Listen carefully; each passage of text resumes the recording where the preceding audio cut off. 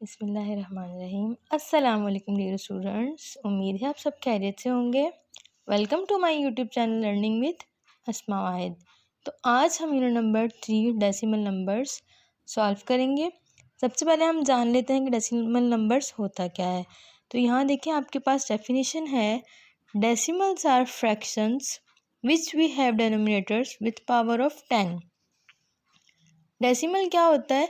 Fraction होते हैं जिनके पास डेनोमिनेटर होता है 10 की पावर के साथ। अब वो 10 की पावर 1 भी हो सकती है, यानी कि 10 1 10, और 10 की पावर 2 भी हो सकती है, यानी कि 10 10 100, 10 की पावर 3 भी हो सकती है, कुछ भी हो सकती है। जैसे कि डेसिमल से मुराद, जैसे कि हम पॉइंट वाली क्वेश्चन सॉल्व करते हैं और हम उसका पॉइंट निकालते हैं, तो हमारे पास डेनोमिनेटर 10 की पावर के साथ आता है, या 10 आता है, या 100 आता है, या 1000 आता है, इस तरह। तो अब हमारे पास डेसिमल में भी, जैसे कि हमारे पास एक है टर्मिनेटिंग डेसिमल, एक है नॉन टर्मिनेटिंग डेसिमल। तो हम जान लेते हैं कि टर्मिनेटिंग और नॉन टर्मिनेटिंग डेसिमल्स क्या हैं। Terminating decimals are decimals that have a finite number of digits after the decimal point. Terminating decimals वो डेसिमल हैं जिनके पास फाइनाइट नंबर होते हैं डेसिमल पॉइंट के बाद। जैसे कि यहाँ पर आप देखें, डेसिमल पॉइंट यहाँ पर हमारे पास आ गया। इसके बाद अगर नंबर्स यानी कि फाइनाइट होंगे, उनकी कोई हद होगी, यानी कि एक वक्त में जैसे कि वो ख़त्म हो जाएगा प्रोसेस, तो वो होगा टर्मिनेटिंग डेसिमल्स। और नॉन टर्मिनेटिंग वो होते हैं जिसकी डेसिमल पॉइंट के बाद भी कोई हद नहीं होती, वो इनफाइनाइट होते हैं। Decimal numbers with an infinite number of digits after the decimal point are known as non terminating decimal numbers. यानी कि डेसिमल पॉइंट के बाद भी जो नंबर्स यानी कि चलते जाते हैं, इनफाइनाइट होते हैं, वो कहलाते हैं नॉन टर्मिनेटिंग। ठीक है। उसके बाद हमारे पास है रिकरिंग। रिकरिंग क्या होता है कि if a set of digits is repeated again and again in a non terminating decimal, it is called a recurring decimal. जैसे कि हमारे पास नॉन टर्मिनेटिंग डेसिमल्स है और इसमें अगर कोई नंबर जो है वो बार बार, कोई डिजिट जो है वो बार बार रिपीट हो रहा है, तो वो क्या कहलाएगा? वो कहलाएगा रिकरिंग डेसिमल्स। और फिर रिकरिंग में क्या होता है कि the repeating digits are represented by a dot और a bar on top of it. जैसे कि हमारे पास यहाँ पे फर्स्ट एग्जांपल में यहाँ पे दिखाया गया है कि जो डिजिट हमारे पास रिपीट होता है ना, बार बार रिपीट होता है, तो हम उसको रिप्रेजेंट कैसे करते हैं? हम उसको उसके टॉप पर या हम डॉट लगा देते हैं या हम बार लगा देते हैं, जिससे कि ये रिप्रेजेंट होता है कि ये जो नंबर है ये रिकरिंग है, यानी कि ये बार बार रिपीट हो रहा है। जैसे कि हमारे पास हमने 1/3 को डिवाइड किया तो हमारे पास आंसर आ रहा है 0.3333, यानी कि 3 जो है ना इनफाइनाइट है, नॉन टर्मिनेटिंग डेसिमल है, तो वो इनफाइनाइट है और वो चलता ही जा रहा है। क्योंकि 3 जो है वो बार बार रिपीट हो रहा है, इसलिए हमने उसके ऊपर या डॉट लगा देना है या बार लगा देनी है, जिससे कि वो रिप्रेजेंट करेगा कि ये है रिकरिंग डेसिमल।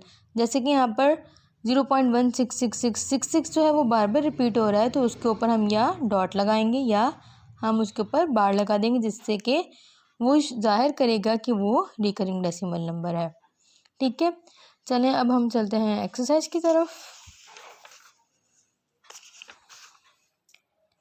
हम पहले बुक वर्क नहीं करेंगे, हम पहले कॉपी वर्क सॉल्व करेंगे। जब हम कॉपी वर्क सॉल्व कर लेंगे तो हम इजीली जो है अपना बुक वर्क सॉल्व करने के काबिल हो जाएंगे।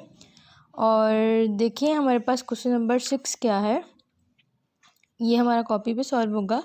इसमें क्या कहा जा रहा है कि write the fractions in decimal form by changing the denominators to a power of 10। हमने क्या करना है, इसको डेसिमल फॉर्म में चेंज करना है और इसकी जो डेनोमिनेटर है वो हमारा 10 की पावर में आना चाहिए। ठीक है। जो नियरेस्ट उसकी पावर होगी 10 की, जैसे कि 10 की पावर 1 हो या 10 की पावर 100 हो, यानी 10 की पावर 2 हो तो 100 और 10 की पावर जैसे 1 हो तो 10। तो जो नियरेस्ट पावर होगी तो हम वो उसका डेनोमिनेटर ले सकते हैं।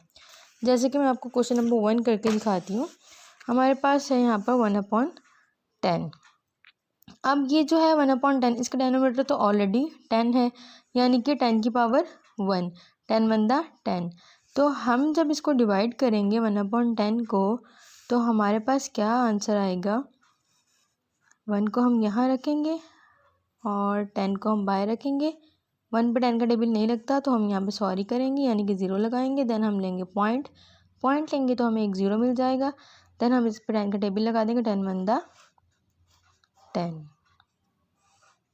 और हमारे पास आंसर आ गया 0.1। डेसिमल में लाना था ना हमने इसको, तो ये आ गया डेसिमल में। अब देखिए इसका डिनोमिनेटर हमें जो है वो 10 की कोई पावर लेकर आना था, लेकिन ये ऑलरेडी ही 10 था तो हमें इसकी जो है डिनोमिनेटर चेंज करना नहीं पड़ा, ऑलरेडी ही 10 था यानी कि पावर ऑफ 10 था।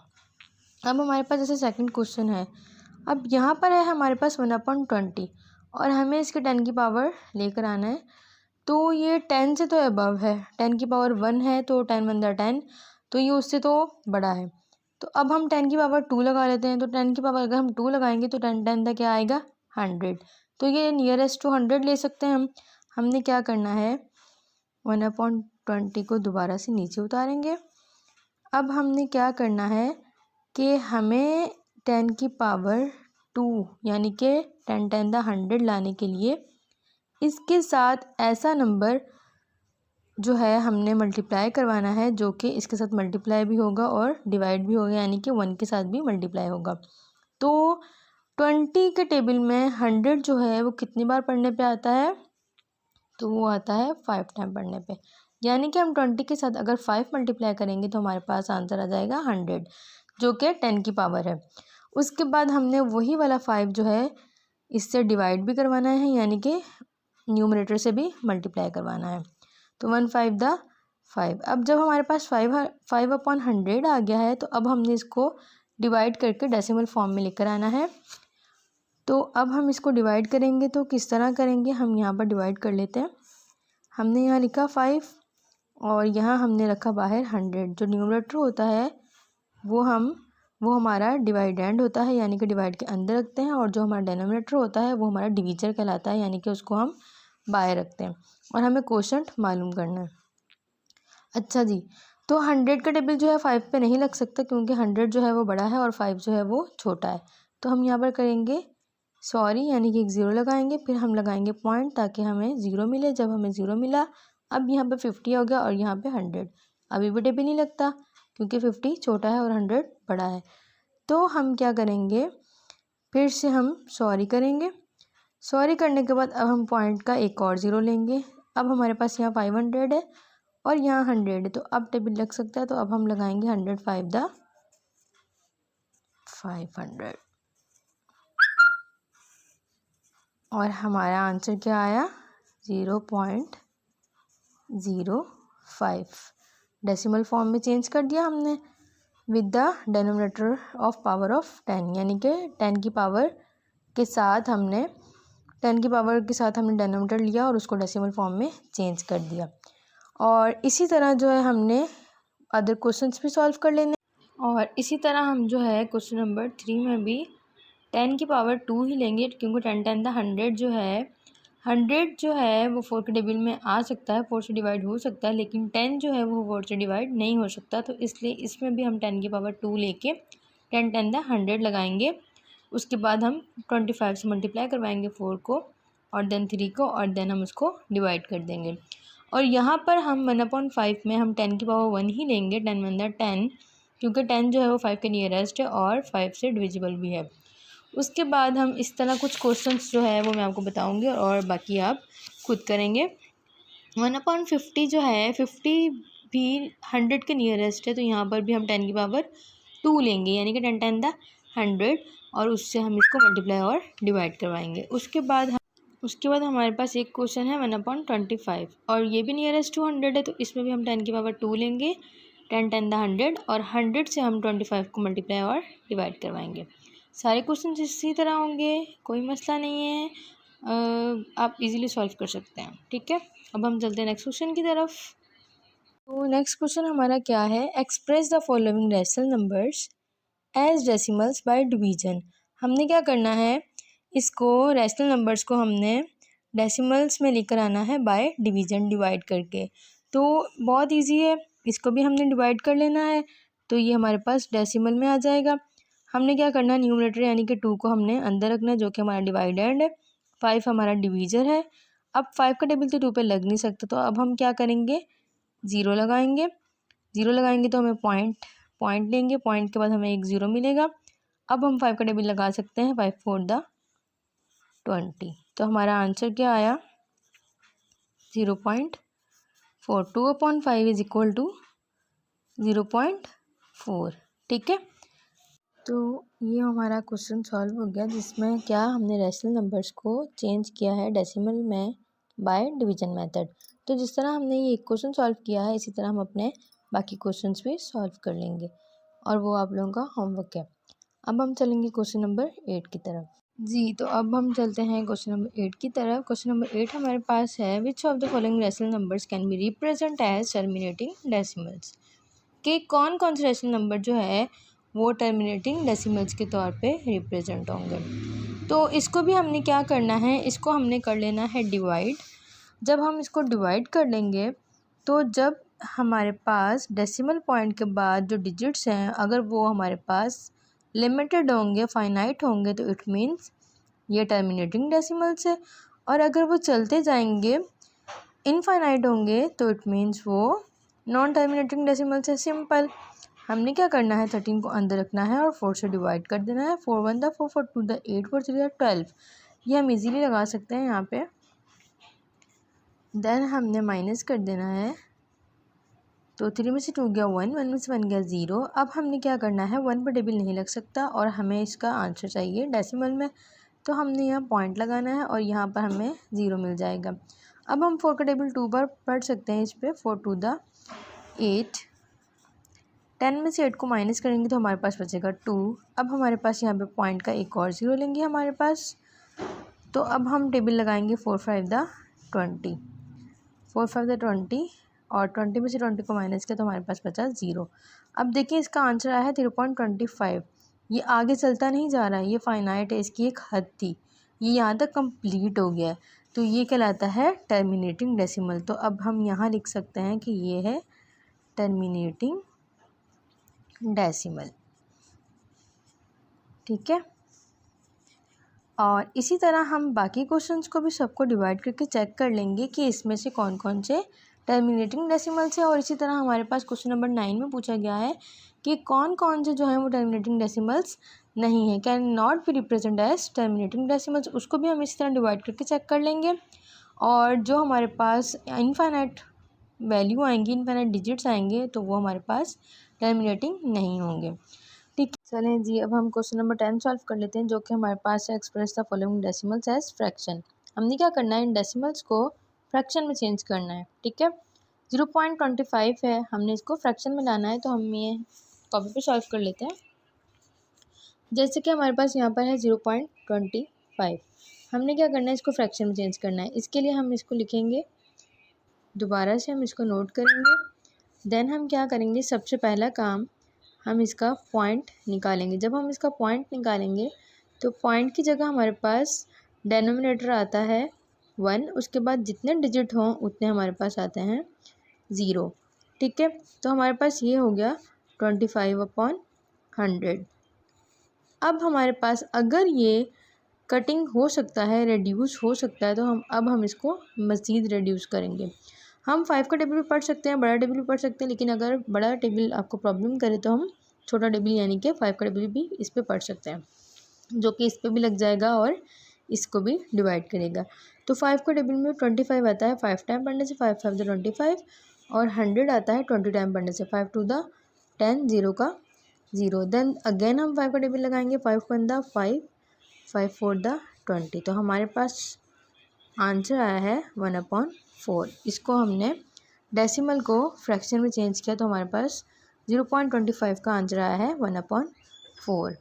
देन हम इसको भी हम इसी तरह सॉल्व कर लेंगे। हम इसका पॉइंट निकालेंगे तो हमारे पास 1 आएगा, और आगे 4 डिजिट हैं तो हमारे पास 4 0 आएंगे, यानी कि 10,000। तो उसके बाद हम इसको अगर रिड्यूस हो सकेगा तो हम इसको रिड्यूस कर देंगे, कटिंग कर देंगे। 5 के टेबल से कटिंग हो जाएगा इजीली, क्योंकि इसका जो है वंस जो है वो 5 है, तो हम इसको रिड्यूस कर देंगे और हमारे पास ये जो है डेसिमल जो है वो हमारे पास फ्रैक्शन में चेंज हो जाएगा। उसके बाद हमारे पास ये, अब मैं आपको जो है एक ये वाला क्वेश्चन भी समझा देती हूँ। अगर जैसे कि आपके पास यहाँ पर न्यूमरेटर और डिनोमिनेटर दोनों के पास पॉइंट है तो ये इसमें कंफ्यूज होने की ज़रूरत नहीं है, बहुत सिंपल है। इसका मैं एक समझा दूँगी तो आप बाकी भी इजीली सॉल्व कर लेंगे। अब आपने क्या करना है, इसको आपने दोबारा से नीचे उतारें, देन क्या करेंगे, इसका हम पॉइंट निकालेंगे। कैसे निकालेंगे, बहुत ईजी तरीका है इसका। हम क्या करेंगे, जब इसका पॉइंट निकालेंगे तो हमारे पास डिनोमिनेटर में क्या आएगा, पॉइंट का हमारे पास आएगा 1 और आगे 2 डिजिट है तो 2 ज़ीरो। अब हमने इसको क्या करना है, जब इसका डिनोमिनेटर हमारे पास 100 आएगा तो जो इसका पहले से डिनोमिनेटर है हम उसके साथ इसको क्या करवा देंगे, मल्टीप्लाई। उसके बाद जब हम डिनोमिनेटर का पॉइंट निकालेंगे तो हमारे पास इसका पॉइंट निकालने में हमारे पास आएगा 1 और आगे 2 डिजिट है तो 2 ज़ीरो। अब यहाँ पे भी हमारे पास 100 आ गया। अब जो इसका डिनोमिनेटर था वो हमने इसके डिनोमिनेटर को हमने डिनोमिनेटर के साथ मल्टीप्लाई करवा दिया। अब जो डिनोमिनेटर का डिनोमिनेटर होगा उसको हम क्या करेंगे, न्यूमरेटर के साथ मल्टीप्लाई करवा देंगे। यानी कि जो इसका पॉइंट निकलेगा उसको हम डिनोमिनेटर के साथ मल्टीप्लाई करवाएंगे और जो डिनोमिनेटर का पॉइंट निकलेगा उसको हम न्यूमरेटर के साथ मल्टीप्लाई करवाएंगे। एक दफ़ा दोबारा बता देती हूँ, न्यूमरेटर का पॉइंट निकालने पे हम उसका जो है डिनोमिनेटर जो है वो डिनोमिनेटर के साथ मल्टीप्लाई करवाएंगे और डिनोमिनेटर का पॉइंट निकालने पे हम उसका डिनोमिनेटर न्यूमरेटर के साथ मल्टीप्लाई करवाएंगे। जैसे कि यहाँ पे मैं आपको लिख के बताती हूँ, 433 को हम मल्टीप्लाई करवाएंगे इस 100 के साथ और ये पॉइंट के पहले वाले जो ज़ीरो हैं इनकी कोई वैल्यू नहीं 5 से पहले वाले की, तो ये सिर्फ हमारे पास 5 ही है और 5 को जो है हम इस वाले 100 से मल्टीप्लाई करवाएंगे। और आपको पता है कि ज़ीरो वाली वैल्यू को तो मल्टीप्लाई करना बहुत ही आसान है, तो हम क्या करेंगे, 433 1 दा 433 और आगे 2 ज़ीरो ऐड कर देंगे, ईजी है। 5 1 दा 5 और आगे 2 ज़ीरो ऐड कर देंगे। अब हम इसको रिड्यूस कर लेंगे, कटिंग कर लेंगे, ज़ीरो जो है वो ज़ीरो से कट जाएगा, ज़ीरो जो है वो ज़ीरो से कट जाएगा और अब हमारे पास क्या बचा, 433/5। अगर ये कटिंग होगा, रिड्यूस होगा तो हम करेंगे, अगर नहीं होगा तो यही हमारा आंसर है। तो ये रिड्यूस नहीं हो सकता, ठीक है। तो हमारे पास आंसर आया है 433/5। इसी तरह हमारे पास जो क्वेश्चन है ये भी इसी तरह का है, इसका भी आप पॉइंट निकालेंगे तो आपके पास क्या आएगा, 10,000, ठीक है। 10,000 आएगा, वो आप इसके साथ मल्टीप्लाई करवा देंगे और इसका जब आप पॉइंट निकालेंगे तो आपके पास क्या आएगा, 1000 और उसको आप इसके साथ मल्टीप्लाई करवा देंगे और सेम प्रोसीजर से ये सॉल्व हो जाएगा, जो कि आप करेंगे खुद। जब खुद करेंगे, जब तक आप प्रैक्टिस नहीं करेंगे तो आपको करना नहीं आएगा, इसलिए ये आपका टास्क है और ये आपने खुद सॉल्व करना है। चलिए अब हम क्वेश्चन नंबर 11 सॉल्व कर लेते हैं, जिसमें हमारे पास है express the following as recurring decimals. हमने क्या करना है, नीचे दिए गए जो है नंबर्स हमारे पास, इसको हमने रिकरिंग डेसिमल में चेंज करना है। जैसे कि हमारे पास फर्स्ट क्वेश्चन है 2/3। हमने क्या करना है, इस 2/3 को डिवाइड करना है। आपको पता है कि जो ऊपर वाली वैल्यू होती है न्यूमरेटर, वो हमारा डिवाइडेंड होता है, उसको हम अंदर रखते हैं और 3 को जो है हमारा डिविजर है, इसको हम बाहर रखेंगे। 3 का टेबल 2 पे नहीं लग सकता तो हम क्या करेंगे, सॉरी करेंगे, पॉइंट लगाएंगे। देन हम 3 का पॉइंट लेने के बाद हमें एक ज़ीरो मिल जाएगा। फिर हम 3 का टेबल इस पे लगाएंगे, 3 6 18 माइनस करेंगे, 10 में से 8 जाएगा, यानी कि यहाँ से यहाँ कैरी ले लेंगे तो हमारे पास बोरो लेंगे तो हमारे पास 10 में से 8 जाएगा तो बाकी बचेगा 2 और यहाँ रह जाएगा 1, 1 में से 1 जाएगा तो 0। उसके बाद पॉइंट का एक और ज़ीरो लेंगे और फिर हम टेबल लगाएंगे तो हमारे पास फिर से यही आएगा, 3 6 18। उसके बाद फिर से वही कि 10 में से 8 जाएगा तो हमारे पास 2 बचेगा, 1 में से 1 जाएगा 0 बचेगा। फिर पॉइंट का ज़ीरो लेंगे, फिर हमारे पास यही आएगा, 3 6 18। फिर हम उसके बाद माइनस करेंगे तो हमारे पास यहाँ पे 2 बचेगा और यहाँ पर 0 बचेगा। फिर हम पॉइंट लेंगे, फिर 0 आएगा, फिर हम 6 टाइम लगाएंगे, फिर 18 आएगा। तो क्या है कि ये जो 6 जो है वो again and again and again जो है वो रिपीट हो रहा है। तो जो again and again and again repeat होता है वो हमारे पास क्या कहलाता है, वो हमारे पास कहलाता है रिकरिंग डेसिमल। और उसको हम रिप्रेजेंट किससे करते हैं, बार या डॉट से। अब हमारे पास 6 ऐसा नंबर है जो कि बार बार रिपीट हो रहा है, इसलिए हम इसको बार बार रिपीट करने के बजाय हम इसको रिप्रेजेंट करेंगे कि 6 जो है वो रिकरिंग नंबर है, यानी रिकरिंग डेसिमल है, तो हम इसके ऊपर बार लगा देंगे। 0.6 हमारा आंसर है और 6 जो है क्योंकि वो again and again and again repeat हो रहा है तो वो हमारे पास क्या है, वो हमारे पास है रिकरिंग, और ये बार जो है वो उसको रिकरिंग को रिप्रेजेंट कर रही है। इसी तरह हम बाकी क्वेश्चंस भी सॉल्व कर लेंगे, ठीक है। अब हम चलते हैं क्वेश्चन नंबर 12 की तरफ। क्वेश्चन नंबर 12 हमें क्या कह रहा है कि find the decimal values of the following fraction. हमने क्या करना है, दिए गए जो फ्रैक्शन है उसकी डेसिमल वैल्यूज़ मालूम करनी है। बहुत ही ईजी है, पहले भी आपने ऊपर वाले क्वेश्चन में किया है। तो इसमें क्या है, हम इसको कॉपी पे सॉल्व कर लेते हैं। सबसे पहले तो हमारे पास ये हमारे पास जो क्वेश्चन है वो मिक्स नंबर में है, तो हमने इसको इम्प्रॉपर में लेकर आना है, हमने इसका होल ख़त्म करना है। तो कैसे करते हैं कि 6 से हम पहले 4 को मल्टीप्लाई करते हैं। 6 का टेबल हमने 4 पे पढ़ना है, तो 6 4 द 24। 24 में हमने फिर 1 को प्लस करना है, तो हमारे पास क्या हो जाएगा 25। 25/6। तो अब हमने इसको करना है डिवाइड। तो जो न्यूमरेटर है वो हमारा होगा डिवाइडेंड और जो डिनोमिनेटर है वो हमारा होगा डिवीज़र। अब हम इसको डिवाइड कर लेंगे, तो 6 4 द 24 हम लगा सकते हैं, जो कि 25 से छोटा है। 6 4 24 हम लगाएंगे, माइनस करेंगे 5 में से 4 को माइनस करेंगे तो 1 बचेगा, 2 में से 2 को माइनस करेंगे 0 बचेगा। 6 का टेबल 1 पे नहीं लग सकता, हमने पॉइंट लगाना है, 0 लेना है। 6 1 द 6 1 टाइम लगाएंगे, देन माइनस करेंगे, 10 में से 6 आएगा तो हमारे पास 4 बचेगा, पॉइंट का 0 लेंगे। 6 6 द 36 लगाएंगे, देन माइनस करेंगे, 10 में से 6 जाएगा 4 बचेगा, 3 में से 3 जाएगा तो 0 बचेगा, फिर पॉइंट का 0 लेंगे, फिर टेबल लगाएंगे, फिर 6 6 36 आएगा, यानी कि अगेन एंड अगेन वही वाला नंबर आता जाएगा। तो हम यहीं पर अपना ख़त्म कर देंगे। 10 में 6 जाएगा 4 बचेगा, 3 में से 3 जाएगा 0 बचेगा, हम इसको यहाँ पर ख़त्म कर देंगे। बस हमारे पास क्या आंसर आया है 4.16। ठीक है, रिपीट एंड रिपीट होता जा रहा है, तो बस इतना इनफ है। तो इस तरह हम सॉल्व कर लेंगे। सबको हम पहले होल ख़त्म करेंगे, हम उसको मिक्स नंबर से इम्प्रॉपर में लेकर आएंगे, देन हम उसको डिवाइड करके उसका आंसर डेसिमल फॉर्म में ले आएंगे। ठीक है, अब हम चलते हैं question number 13 and last question की तरफ, जो कि है हमारे पास Henry had a piece of cloth measuring 674.95 centimetre. He cut off a 217.43 centimetre long piece from it. क्या कह रहे हैं कि हेनरी के पास जो है वो एक पीस है कपड़े का, जो कि हमारे पास उसकी मेजरमेंट इतने सेंटीमीटर है और उसमें से जो है वो इतना पीस जो है वो उसमें से कट कर लेता है। तो what length of cloth remains, तो बाकी जो क्लॉथ की यानी कि कपड़े की जो बाकी लेंथ है वो कितनी बचती है। और फिर उसके बाद round off the answer to 1 decimal place. उसके बाद जो हमारा आंसर आएगा, हमारे पास जो रिमेनिंग उसकी हम लेंथ मालूम करेंगे, उस आंसर को हमने राउंड ऑफ भी करना है nearest to 1 decimal place. 1 decimal place तक हमने उसको राउंड ऑफ करना है। तो चलिए इसको भी हम कॉपी पे सॉल्व कर लेते हैं। जैसे कि हमारे पास यहाँ पर है, तो अब हम इसको कॉपी पे सॉल्व करेंगे कि टोटल पीस जो है हमारे पास क्लॉथ का वो कितना है 674.995 सेंटीमीटर, और उसमें से हेनरी ने जो कट किया है वो पीस कितना है, वो है 217.43 सेंटीमीटर। अब रिमेनिंग क्लॉथ क्या है वो हमें मालूम करना है। वो मालूम करने के लिए हमें इसमें से इसको माइनस करना पड़ेगा।